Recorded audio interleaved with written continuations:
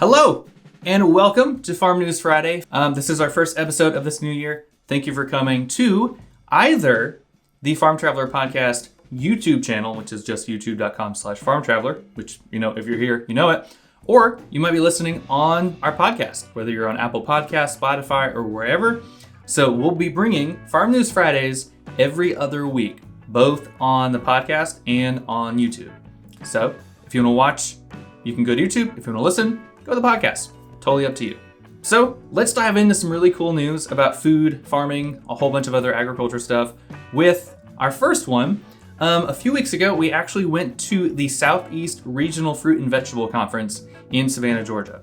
If you want to check out some cool videos, go to our YouTube channel, which, if you're watching, you're here. We have some really cool interviews with bee vectoring technologies, Wish Farms, a couple of mechanical companies that make like conveyor belts and processing things and stuff like that. So check them out. It was super fun. It was our first trade show, and we really hope we're going to do it again sometime soon. We're looking for some others down the road. So it was super fun. So watch them and let me know what you think. And if you have any ideas of trade shows we can go to cover, comment down below. Maybe you have a trade show you go to every year or something. Let me know. It'd be super fun. Or, email us at farmtravelerseries@gmail.com. And maybe we can go to some more trade shows. It'll be super fun. All right, so some cool news. The Best Show on Amazon is filming its second season. So Clarksons Farm, aka Jeremy Clarkson from Top Gear and the Grand Tour, is filming the season 2 of Clarksons Farm, which is phenomenal. I mean, it was so well received by both people in farming and outside of farming because of just how funny it was, how educational, and really how honest he was throughout the whole show. So here's a great little article about what they're doing. In season 2, he's going to do some more things with his farm shop, with lambing and all that good stuff. So if you have Amazon Prime and if you haven't watched it, I highly suggest you go watch it. It's great. I love Jeremy Clarkson. I'm a huge Clarkson fan, and Richard Hammond and James May and the whole Top Gear and Grand Tour crew. And so this show was awesome. Go watch it. It's also in the link below for a link if you have Amazon Prime. So go watch it. Another one, some interesting stuff about the economy and fertilizer prices. So you might have noticed some food prices have gone up. I saw a post today on Facebook about why bacon prices are going up. And one reason a lot of that stuff is going up is because feed and fertilizer costs have been rising. With an article I'll link below, food costs are going up a bit as compared to 2021, with increases in fertilizer costs. The hope is that costs will go down soon, but thanks to various import and export issues, the prices are still fluctuating. So China, who exports a massive amount of nitrogen and phosphorus to the US, they actually have been on hold with exports for 2022. So that's why prices have been going up, because the amount of available nitrogen and phosphorus is down because China's not exporting them. So hopefully they'll start exporting them sooner rather than later. Prices for fertilizer and other things will go down, which will in turn allow your food prices to go down too. So that's interesting. If you want to check out some links for that about why fertilizer costs are fluctuating, they're also in the link below. Another cool one. I really like space. I don't know people who don't like space, but here's a really cool article about the future of cotton that's being researched in space. So, future farming in space, awesome concepts, right?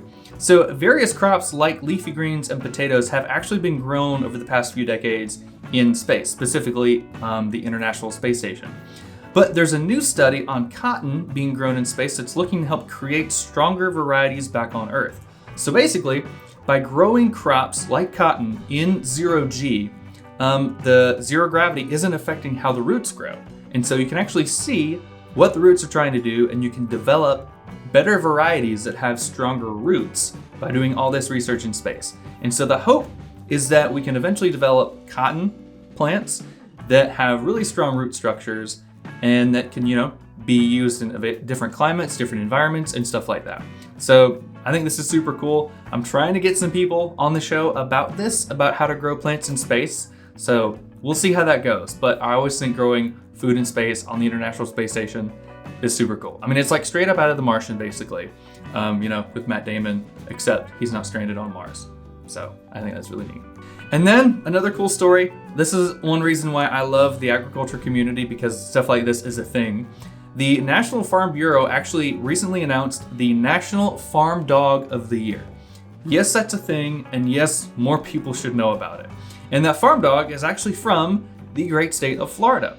The pup's name is Fit, which is a border collie owned by Florida Farm Bureau members Cindy and Andrew Deek. So Fit basically works as a herding dog and helps move around sheep with his owner, Cindy. He also helps Cindy in training younger dogs and how to herd effectively. So I think this is so cool. If you want to check out the cool article and learn more about Fit, there's a great video at the Farm Bureau website, so be sure to check it out below. It was awesome. And then lastly, here at Farm Traveler, we like to learn more about food, farming, and all that good stuff. Our latest farm tour, which was a few months ago actually, was at Lavaloha in Hawaii. So if you want to, go check it out. It was an awesome video. Loved learning more about chocolate, how it's grown in Hawaii, and their whole process like that. So if you want to go watch it, it's in the link below. Watching it helps the show a lot, so go watch it. All right, so that concludes this Farm News Friday episode. If you liked it, hit the like button. If you didn't, hit the dislike button. That's okay too. But whatever you do, consider subscribing to the show. That helps us out a whole lot. We have new episodes every week, both on our podcast and here on our YouTube channel. And look for your next Farm News Friday coming up in 2 weeks, where we'll have more interesting tidbits of news in food, farming, agriculture, and all that good stuff. So, thanks for watching, and we'll see you next time.